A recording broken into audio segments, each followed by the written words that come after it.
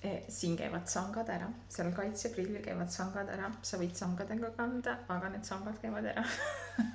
Miks ma seda rõhutan, sest päris palju on kliente, kes just seda küsivad, kas sangad käivad ära või kumb käib sanga külge või sanga peale. Siin käivad sangad ära, muidu sangad näevad sellised välja, lihtsalt ka mugavad, tegelikult sangaga on mugav on ju ees. No kes küsib? Need, kes peavad kiivri alla selle prilli panevad, need küsivad, kas sangad käivad ära. Aga noh, optiline on ju. Klipp käib sisse, mõnele meeldib see klipp, mõni ütleb mulle kohe, et ei, see klipp ei sobi, et ma võtan ikka sellise kaitseprilli, mis on nagu täisoptiline. Ehk siis noh, et see siin on optiline klaas, et ühes komplektis.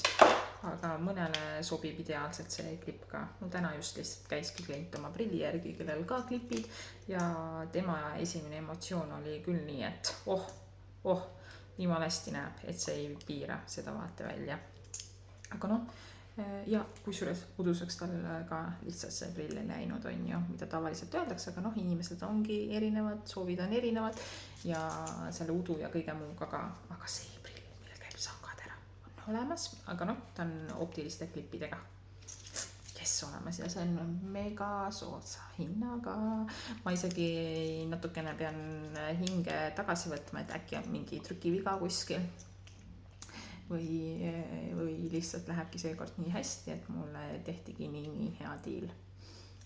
See prilliraam on mega soodne ja see klipp siia sisse ka. Ja no mega kvaliteet ka.